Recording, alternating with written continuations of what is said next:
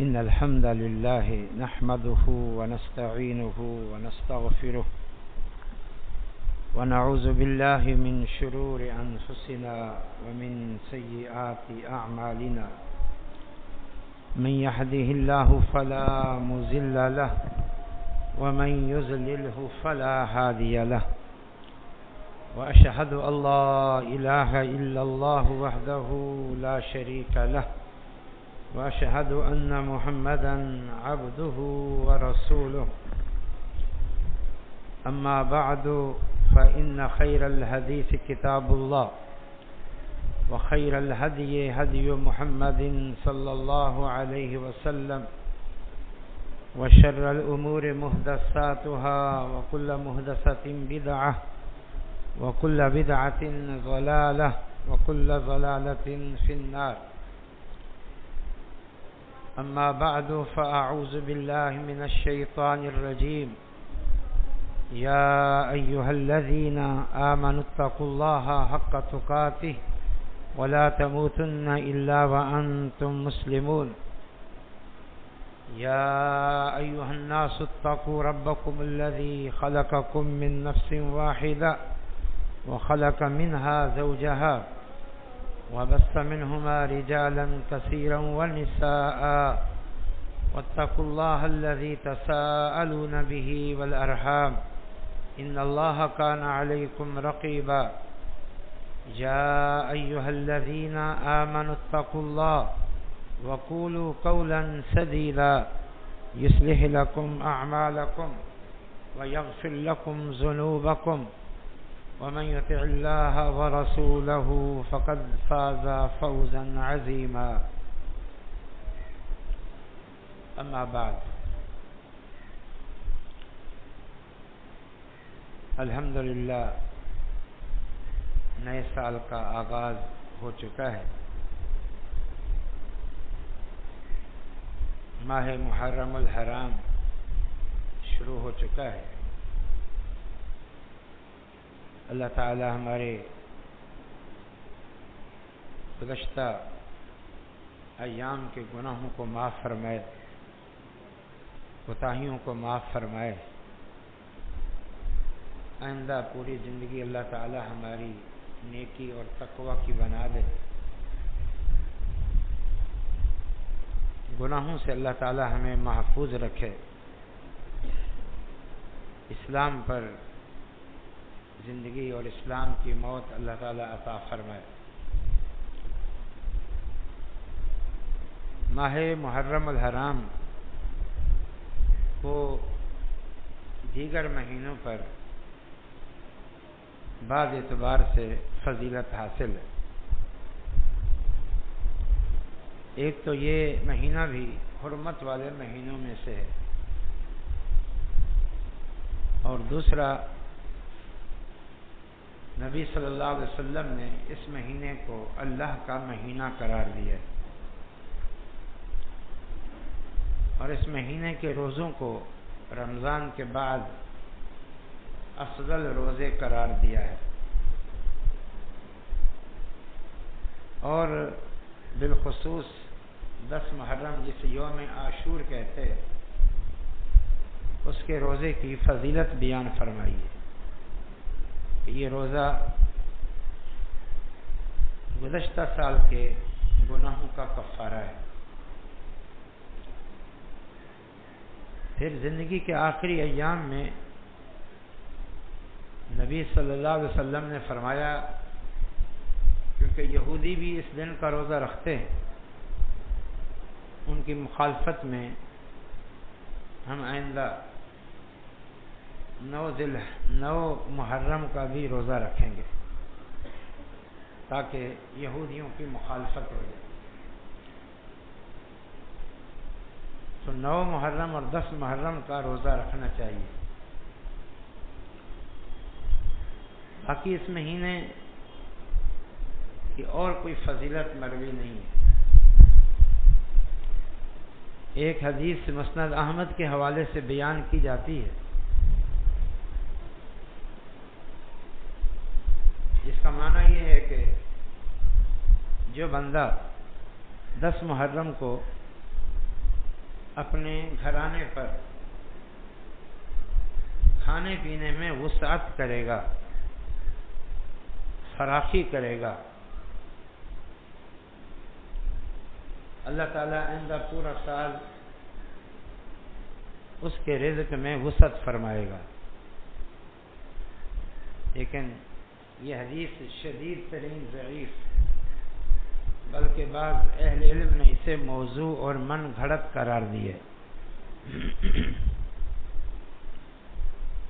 باقی اس مہینے کی یہ حرمت یا یہ جو عظمت تھی کہ نبی صلی اللہ علیہ وسلم نے فرمایا کہ یہ اللہ کا مہینہ ہے، یا یوم عاشور کا روزہ یا پورے محرم کے روزوں کی فضیلت کا ثانیہ کربلا یا واقعہ کربلا، شہادت حسین رضی اللہ تعالی عنہ سے کوئی تعلق نہیں ہے، اور وجہ بالکل واضح ہے۔ ثانیہ کربلا 60 ہجری میں رونما ہوا، جبکہ نبی صلی اللہ علیہ وسلم دین اور شریعت کی تکمیل کے بعد 10 ہجری کو اس دنیا فانی سے کوچ کر گئے، یعنی دین کی تکمیل اور نبی صلی اللہ علیہ وسلم کی وفات کے 50 سال بعد یہ واقعہ رونما ہوا۔ اور جو فضائل سنے ہیں یہ اللہ کے نبی صلی اللہ علیہ وسلم بتا کے گئے، لہذا واقعہ کربلا سے اس مہینے کی اس حرمت یا عزت یا فضیلت کا کوئی تعلق نہیں۔ واقعہ کربلا بھی حقیقت ہے، حسین رضی اللہ تعالی عنہ کی المناک غمناک شہادت بھی ایک حقیقت ہے۔ لیکن شہادتوں کی یادگار منانا یہ باطل ہے اور یہ بدعت ہے، یہ اسلام کی تعلیم نہیں۔ جیسے واقعہ کربلا کی یادگار منائی جاتی ہے، حسین رضی اللہ تعالی عنہ کی شہادت کی یادگار منائی جاتی ہے، دیگر رسومات، بدعات، خرافات، بلکہ شرکیات و کفریات تو الگ بات ہے۔ سرے سے شہادتوں کی یادگار منانا بھی باطل اور بدعت۔ نبی صلی اللہ علیہ وسلم کی زندگی میں سیدنا حمزہ رضی اللہ تعالی عنہ جو نبی صلی اللہ علیہ وسلم کے چچا تھے، شہید ہوئے، اور آپ صلی اللہ علیہ وسلم نے انہیں سید الشہداء کہا۔ اسی طرح جنگ احد میں 70 صحابہ شہید ہوئے، اسی طرح 70 قرہ جن کو دھوکے سے قتل کر دیا گیا، شہید کر دیا گیا، یہ شہادتیں ہوئیں، اور بھی بہت ساری اموات اور شہادتیں ہوئیں، لیکن نبی صلی اللہ علیہ وسلم نے اپنی زندگی میں ان کو یادگار نہیں بنایا، ان دنوں کو نہیں منایا۔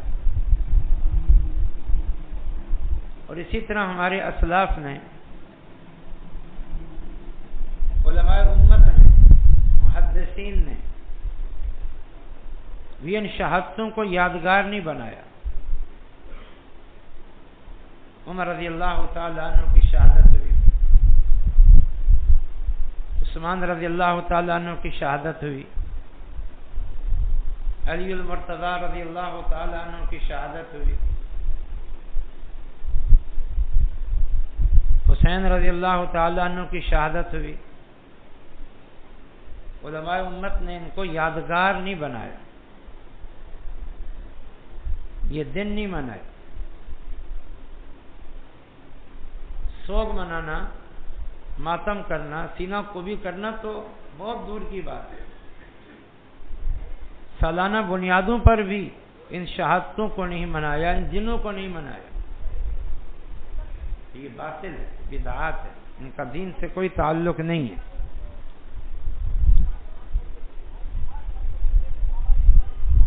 ہم پر یہ الزام نہیں لگایا جا سکتا کہ یہ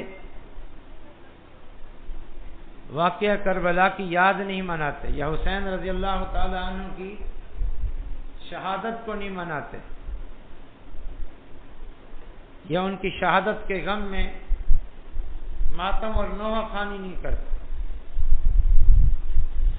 ہم نے تو یہ معاملہ کسی بھی شہید کے ساتھ نہیں کیا، نبی صلی اللہ علیہ وسلم نے نہیں کیا، ہم نے نہیں کیا، تو پھر صرف حسین رضی اللہ تعالی عنہ کی شہادت کے دن کو نہ منانا، کس بنیاد پر یہ الزام غلط ہے کہ انہیں غم حسین نہیں یا ان کے دلوں میں محبت حسین نہیں۔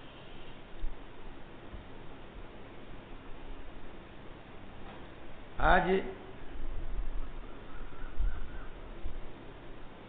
اس سانحہ کو، سانحہ کربلا کو منانے یا نہ منانے، حسین رضی اللہ تعالی عنہ کی شہادت کے دن کو منانے یا نہ منانے، اور ان کے غم اور محبت میں ماتم کرنے نہ کرنے کو اسلام اور کفر کے درمیان ایک تمیز اور فرق بنا دیا گیا۔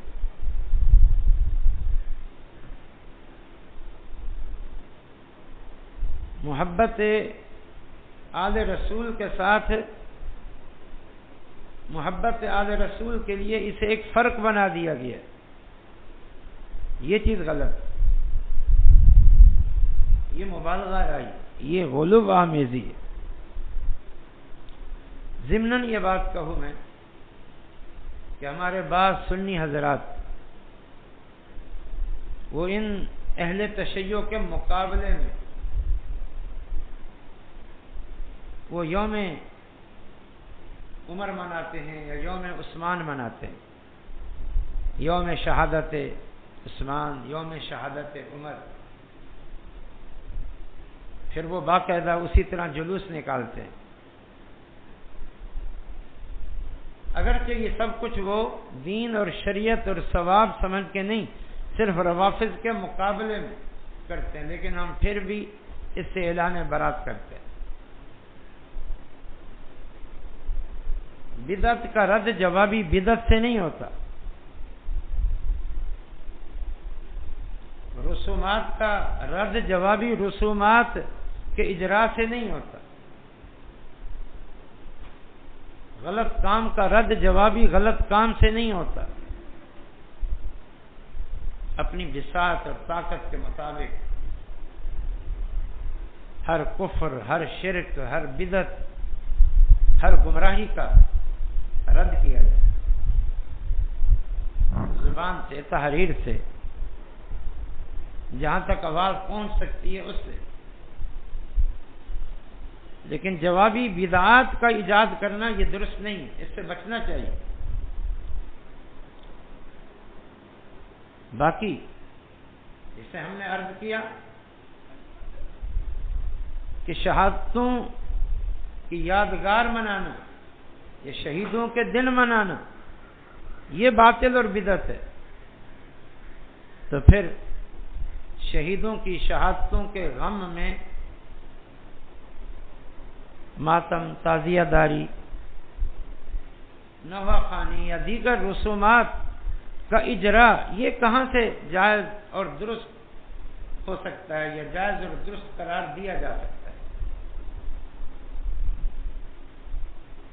یہ سب تو رسومات ہیں، بلکہ بدعات ہیں، بلکہ بعض صورتیں تو صریح کفر اور شرک کے زمرے میں آتی ہیں۔ مثلا یہ عقیدہ رکھنا کہ نعوذ باللہ ان تعزیوں میں حسین رضی اللہ تعالی عنہ کی روح آتی ہے، یہ تو صریح کفر ہے۔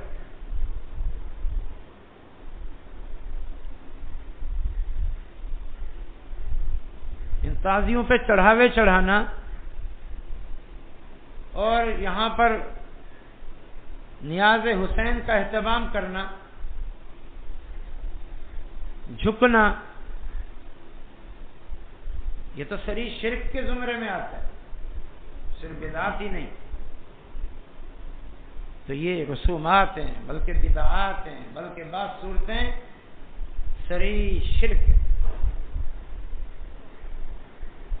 اللہ کا بڑا فضل اور کرم ہے کہ اللہ تعالیٰ نے ہمیں ان بدعات، رسومات اور شرکیات و کفریات سے بچایا ہوا.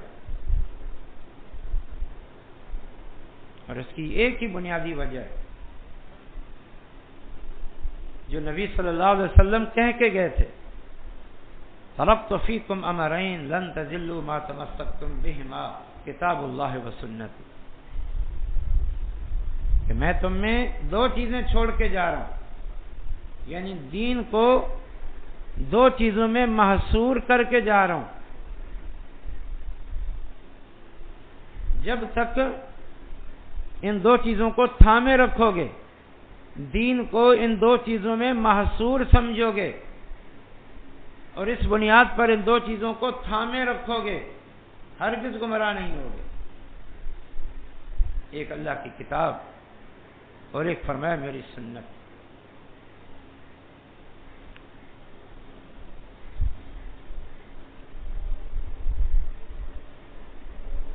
اور یہ چیزیں صرف ماتم، یہ ماتم، یہ تعزیہ داری، یہ نوحہ خوانی، یہ حسین رضی اللہ تعالی عنہ کے نام گھوڑوں کو منسوب کر کے پھر ان کی پوجا پاٹ، ان کی تعظیم و تقریب، حتیٰ کہ اس کے جھوٹے کو تبرک سمجھنا، ان منسوب گھوڑوں کے چھونے کو خیر و برکت کا باعث سمجھنا، یہ ساری چیزیں صرف شرکیات یا بدعات یا رسومات ہی نہیں، بلکہ حقیقت یہ ہے کہ یہ دین اور شریعت کے چہرے کو مسخ کرنے کے مترادف ہے، بلکہ یہ دین کو تبدیل کرنے کے مترادف ہے. کون اسے کہے گا یہ دین؟ ایک عام مسلمان جس کو نبی صلی اللہ علیہ وسلم کی سیرت کی تھوڑی سی شدھ بدھ ہے،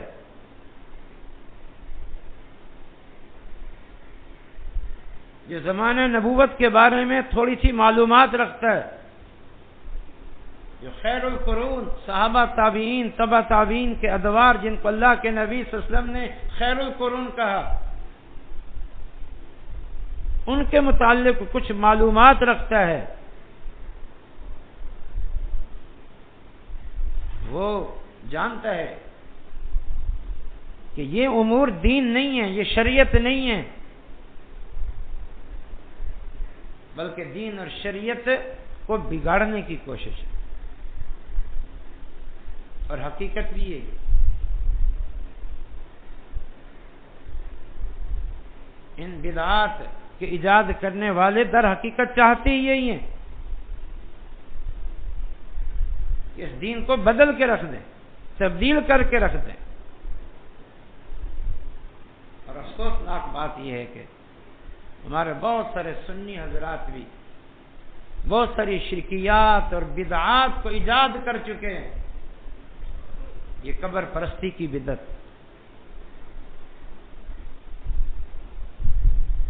یہ تصوف کی غلط اور باطل نظریات، وحدت الوجود کے نظریات کہ ہر چیز میں نعوذ باللہ اللہ ہے، یا پھر نعوذ باللہ ہر چیز ہی اللہ ہے. یہ تصوف کے عقائد جو بہت سارے سنی حضرات میں، یہ سب کتاب و سنت سے دوری کی وجہ سے. روافض کی بات تو سمجھ آتی ہے کہ وہ کتاب و سنت کو مانتے نہیں ہیں، نہ اس قرآن کو حقیقی قرآن مانتے ہیں، نعوذ باللہ کہتے ہیں یہ ان صحابہ کا کیونکہ مدون کیا ہوا ہے، یکجا ایک مصحف کی صورت میں صحابہ نے اسے مدون کیا ہے، نعوذ باللہ انہوں نے تبدیلی کر دی. اور ہماری جو کتب احادیث ہیں ان کو تو اس لیے نہیں مانتے کہ یہ ان صحابہ سے آئی ہیں. ان کی گمراہیاں، ان کی شرکیات، ان کی کفریات تو سمجھ آتی، تو مقصد ہی دین کو بگاڑنا ہے. لیکن افسوس اپنے سنی حضرات پہ ہوتا ہے جو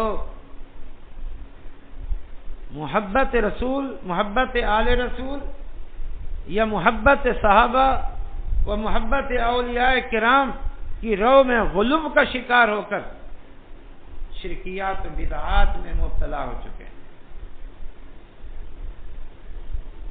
اور انہوں نے کتاب و سنت کے صریح نصوص کو چھوڑ دیا، مان کر بھی نہیں مانتے، مان کر بھی نہیں مانتے. مان کر نہ ماننے کا کیا مطلب؟ مانتے ہیں یہ سچا قرآن ہے، مانتے ہیں یہ صحیح ستہ بخاری، مسلم، ابو داؤد، نسائی، ترمذی، ابن ماجہ اور دیگر معتبر کتب برحق ہے، سچی ہے. پھر بھی یہاں سے جو ایک منہج، جو فکر، جو رسول اللہ صلی اللہ علیہ وسلم کی شریعت اور دین آتا ہے اس کو کافی نہیں سمجھتے. آئے روز بدعات جاری کرتے ہیں، رسومات جاری کرتے ہیں. میں نے ہمیشہ ایک جملہ کہا، ایک بات کہی ہے، آج پھر دہراتا ہوں. محبت حسین، عظمت حسین، فضیلت حسین، شہادت حسین برحق ہے، مگر اس محبت و شہادت کے غم کے نام پر یہ جو رسومات اور بدعات محرم ہیں یہ سب بدعات ہیں، باطل ہیں، ان کا دین سے کوئی تعلق نہیں.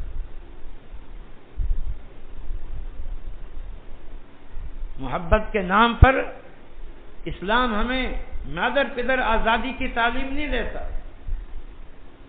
عقیدت کے نام پر ہمیں بدعات ایجاد کرنے کی اجازت نہیں ہے. بدعت بدعت ہی ہے، چاہے وہ محبت رسول کے نام پر ہو، محبت آل رسول کے نام پر ہو، محبت حسین کے نام پر ہو رضی اللہ عنہ، یا محبت اولیاء کرام کے نام پر ہو. نبی صلی اللہ علیہ وسلم نے کیا فرمایا تھا؟ اس سے میں سمجھتا ہوں کہ بڑھ کر امت کو نصیحت سمجھانے کا انداز نہیں ہو سکتا. لا تطرونی کما اطرت النصارى عیسی ابن مریم انما انا عبد اللہ ورسولہ فقولوا عبد اللہ ورسولہ. فرمایا اے میری امت مجھے حد سے نہ بڑھانا، جیسے عیسائیوں نے عیسی علیہ السلام کو حد سے بڑھا دیا. میں اللہ کا رسول ہوں اور اللہ کا بندہ ہوں. تم جب بھی میرا ذکر کرو تو انہی دو الفاظ کے ساتھ کرو کہ محمد صلی اللہ علیہ وسلم اللہ کے بندے ہیں اور اللہ کے رسول ہیں. اس کے بعد کوئی بات رہ جاتی؟ جب رسول اپنی ذات کا نام لے کر کہیں کہ مجھے حد سے نہ بڑھانا، اور مطلقاً فرمایا من احدث فی امرنا ھذا ما لیس منہ فہو رد. صحیح بخاری کی حدیث ہے، جس نے ہمارے دین میں کوئی نیا کام جاری کیا وہ مردود ہے. اور صحیح مسلم کے لفظ ہیں من عمل عملا لیس علیہ امرنا فہو رد.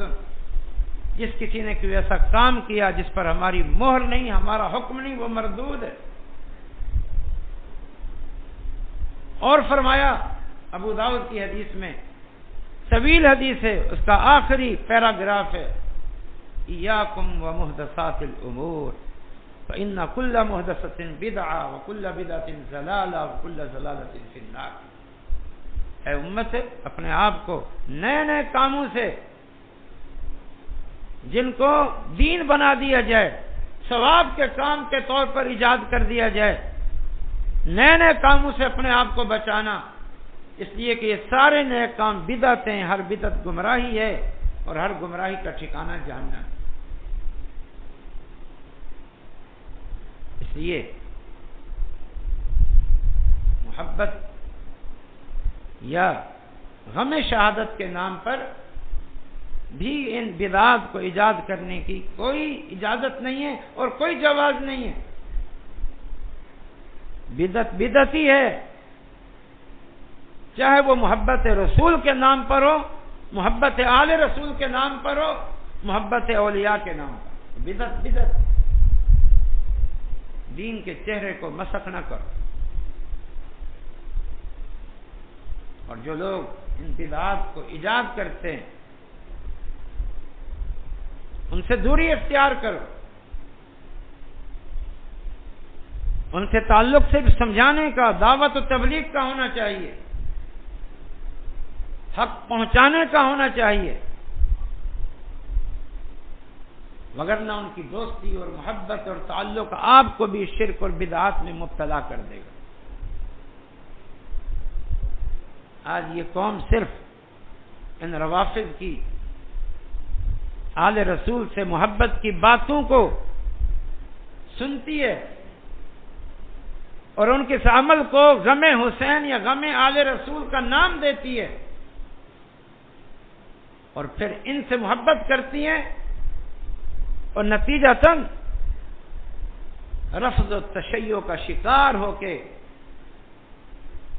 شرک اور بدعت اور گمراہی کی دلدل میں داخل ہو جاتا.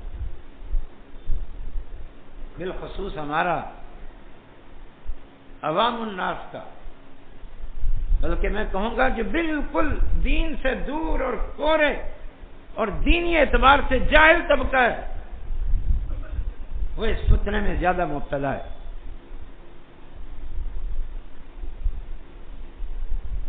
ہر جاہل، ہر بد عمل، ہر دینی اعتبار سے بے سمجھ رفض کے پروپیگنڈے کا شکار ہو کر محبت آل رسول کے نام پر وہ تشیع و رفض کو اختیار کر لیتا ہے اور نتیجتاً ان ساری بدعات اور شرکیات اور رسومات میں پڑ جاتا ہے. والعیاذ باللہ. خوش نصیب ہیں وہ جن میں آپ اور میں، ہم خطاکار و گناہگار لوگ بھی شامل ہیں. کہ اللہ نے کتاب و سنت کے ساتھ مضبوط تعلق اور اپنے علماء کی مجلسوں کو اختیار کرنے اور ان کی نصیحتوں کو قبول کرنے کی برکت سے رفض و تشیع کی حقیقت کی سمجھ دی ہے اور ان کے شرکیات و بدعات و خرافات کو اشکارا کیا ہے اور ان کی سازشوں کو ہم پر کھول دیا ہے. تو اللہ کے فضل و کرم سے جب ایک دنیا ہے جو اس پروپیگنڈے کا شکار ہو کر رفض و تشیع کی دلدل میں گر رہی ہے، ہمیں اللہ نے محفوظ رکھا ہے. میرے بھائیوں، کچھ باتیں ایک حقیقت قطعیہ ہوتی ہیں، پتھر پہ لکیر ہوتی ہیں، مسلمہ حقائق ہوتے ہیں، دو ٹوک باتیں ہوتی ہیں. ان کے حق اور سچ ہونے میں کوئی دو رائے نہیں ہوتی. جب کبھی اس کے خلاف بات سنو، سمجھ لو وہ فریق باطل ہے، گمراہ ہے، وہ عمل باطل اور گمراہ ہے. قرآن اللہ کی سچی کتاب ہے، حرف بحرف منزل من اللہ ہے، کوئی اس میں تبدیلی نہیں ہوئی. یہ ایک حقیقت ہے، ایمان ہے. یہ کسی رافضی کی کسی بات سے اس قرآن میں شک نہ کرنا. صحابہ اس امت کا سب سے افضل طبقہ ہیں. قرآن ان کی فضیلتوں سے بھرا ہوا ہے. بالخصوص ابو بکر و عثمان و علی یہ صحابہ میں سب سے افضل ہیں. کسی رافضی اور شیعہ کی کوئی بات جو ان سے تمہیں بد گمان کرے، ان کے متعلق شک و شبہ میں ڈالے، وہ سمجھ لو گمراہی کی بات ہے.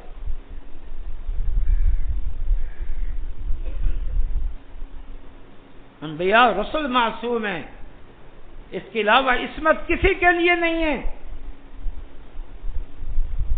اگر کوئی نبوت کے بعد امامت اور ولایت کو گھڑتا ہے اور اپنے ائمہ کو معصوم قرار دے کے یہ کہتا ہے ان پہ شریعت اترتی ہے اور ان کو شریعت میں رد و بدل کا حق حاصل ہے، تو سمجھ لو کہ یہ جو عقیدہ ہے کہ عصمت صرف انبیاء کے ساتھ خاص ہے، یہ عقیدہ اس کے برخلاف ہے. اسے رد کر دو، دور ہو جاؤ ایسے لوگوں سے. اس قدر گمراہ کن باتیں، اور آپ لوگوں کو صرف ان کی یہ جھوٹی زبانی باتیں محبت آل رسول کی نظر آتی ہیں،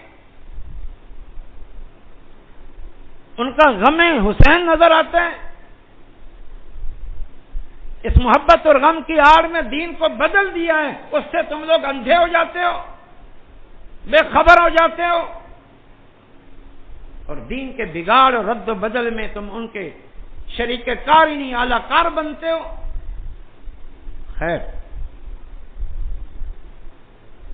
بدعات کے متعلق کچھ احادیث میں نے سنا دی آپ کو. اب بالخصوص یہ جو ماتم ہے، نو ہے، اس کے متعلق کچھ احادیث سنا.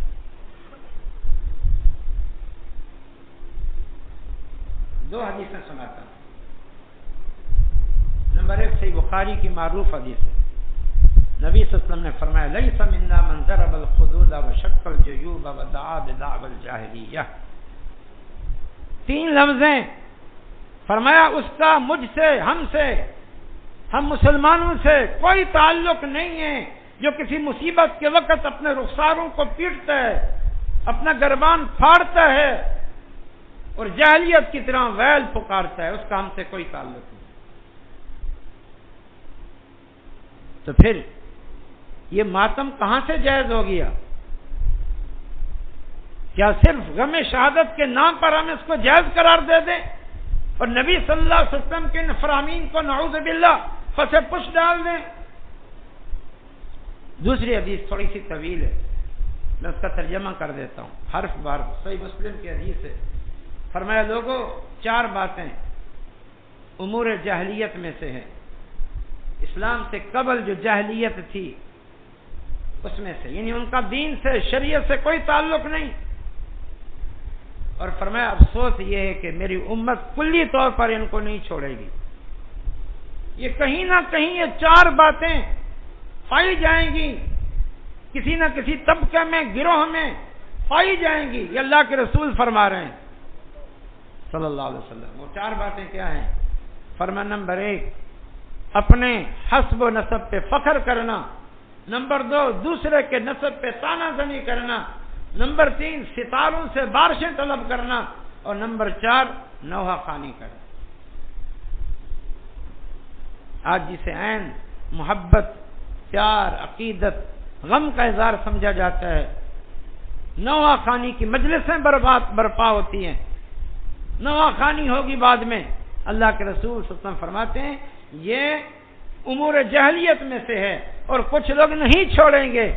اب بتاؤ یہ نوحہ خوانی اور اس کا یہ شد و مد کے ساتھ اہتمام کون گروہ کرتا ہے؟ اللہ کے رسول نے نشاندہی کی، فرمایا یہ جاہلیت کے رسوم پر قائم رہیں گے. اور حدیث کا اگلا جملہ اسی حدیث کا فرمایا کہ نوحہ کرنے والی عورت اگر توبہ کے بغیر مر جائے تو قیامت کے دن اس حال میں میدان معاشر میں کھڑی ہوگی کہ فرمایا علیہا سربال من قطران و درع من جراب، اس پر تار کول کی شلوار ہوگی اور اس پر خارش کی بیماری کی قمیض ہوگی. تار کول جو انتہائی گرم اور خارش زدہ لباس جو انتہائی تکلیف دے، فرمایا میدان محشر میں یہ اس تکلیف کا شکار ہو۔ اور بڑی عجیب بات، ہمارے لیے تو یہی کافی تھا، لیکن چلو ہماری ان حدیث کو تو اہل تشیع نہیں مانتے، تو ذرا میں بتاؤں، اور کئی دفعہ بتا چکا ہوں میں، خود اہل تشیع کی معتبر کتابوں میں کیا لکھا ہوا ہے۔ 3 حوالے دیتا ہوں۔ پہلا حوالہ فروع کافی کا، جو اصول کتابوں میں سے، اس میں مرفوعاً حدیث بیان کی ہے کہ نبی صلی اللہ علیہ وسلم نے فرمایا ضرب المسلم لا خف ولا فقده عند المصیبت احباط لعمله، کہ اگر کسی مصیبت کے وقت کوئی شخص اپنی ران پہ زور سے ہاتھ مارے مصیبت کے اظہار کے لیے، فرمایا اس سے اس کی زندگی بھر کے سارے عمل برباد ہو جائیں۔ دوسرا حوالہ وہ بھی فروع کافی کا ہے، وہ بھی مرفوع حدیث ہے کہ نبی صلی اللہ علیہ وسلم نے اپنی بیٹی سیدہ فاطمہ کو اپنی وفات سے چند دن قبل فرمایا تھا، اے فاطمہ لا تخمشی علی وجہا ولا ترخی علی شعرا ولا تنادی بالویل ولا تقیمی علی ناہیتا، اے میری بیٹی، میری وفات کے غم اور دکھ میں اپنا چہرہ نہ نوچنا، اپنے بال نہ کھولنا، ویل نہ پکارنا، اور نوحہ کرنے والی عورتوں کو جمع کر کے نوحہ نہ کرانا۔ تیسرا حوالہ جلاء العیون کا ہے، بڑی معتبر کتاب ہے اہل تشیع کی، اس میں حسین رضی اللہ تعالی عنہ کی وصیت میدان کربلا میں اپنی بہن کو ہے، کہا کہ اے بہن، تم سیدہ فاطمہ کی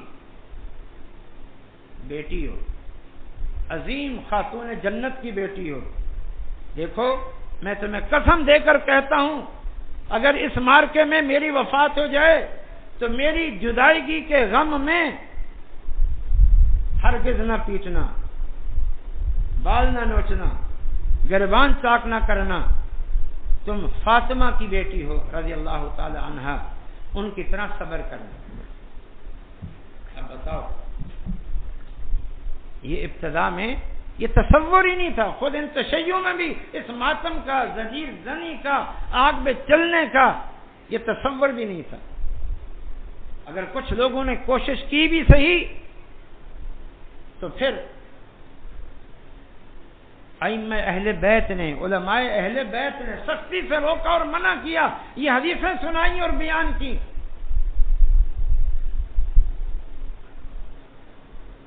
وقت مزید اجازت نہیں دیتا، 1-2 باتیں ہیں وہ دوسرے خطبے میں عرض کرتے ہیں بڑے اختصار کے ساتھ۔ اللہ تعالیٰ ان حقائق کو جاننے اور سمجھنے کی توفیق عطا فرمائے، اور ان بدعات، رسومات، بلکہ کفریات اور شرکیات سے بچنے کی توفیق عطا فرمائے۔ اللہ تعالیٰ کتاب و سنت پر مضبوطی سے قائم رہنے کی توفیق دے، اور کفر اور شرک کو سمجھنے اور اس سے دوری اختیار کرنے کی توفیق عطا فرمائے۔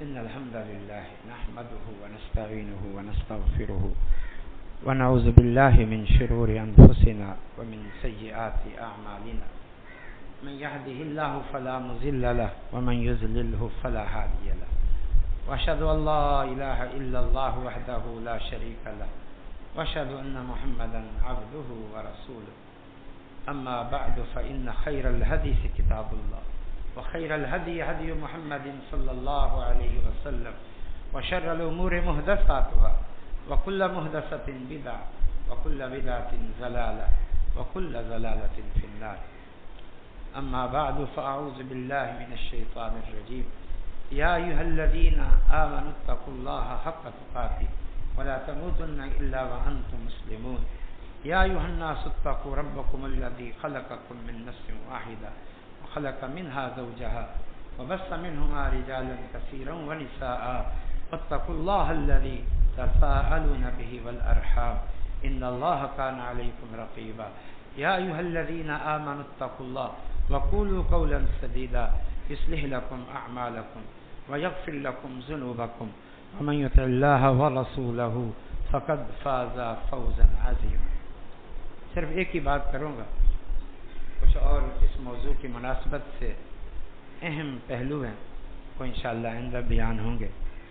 ایک افسوسناک پہلو یہ ہے کہ بعض سنی حضرات بھی تعزیہ داری اور دیگر بعض رسومات محرم میں اہل تشیع کی ہم نوائی کرتے ہوئے دکھائی دیتے ہیں۔ یہ اسی پروپیگنڈے کا نتیجہ ہے جو اہل تشیع کی طرف سے ہے کہ جی یہ عین محبت حسین ہے، یہ غم حسین ہے۔ تو سنی حضرات میں جو لوگ بدعات کی طرف مائل ہیں، غلو آمیزی کی طرف مائل ہیں، تو وہ ان روافض کے اس پروپیگنڈے کا جلدی شکار ہو جاتے ہیں۔ آپ شکار نہیں ہوتے کیونکہ اللہ کی توفیق سے آپ بدعات سے متنفر، ان رسومات سے بیزار ہیں۔ محبت رسول ہے، محبت صحابہ اہل بیت ہے، محبت اولیاء ہے، محبت بزرگان دین ہے، لیکن غلو نہیں ہے۔ لہذا کوئی بھی آپ کو اپنے پروپیگنڈے اور سازش کا شکار نہیں کر سکتا۔ لیکن جو پہلے سے بدعات میں مبتلا ہیں اور غلو میں مبتلا ہیں تو پھر اہل تشیع کا حملہ ان پر بڑا کارگر ہوتا ہے، اور آج یہ لوگ اس تعزیہ داری اور دیگر رسومات میں اہل تشیع کے شریک عمل۔ حالانکہ اس طبقے کے جو ایک مذہبی پیشوا گزرے احمد رضا خان بریلوی صاحب، انہوں نے اپنی 3 کتابوں میں ایک مستقل تعزیہ داری کے نام پہ کتاب لکھی اور ایک عام شرعی احکام پر کتاب لکھی، بہار شریعت یا عرفان شریعت۔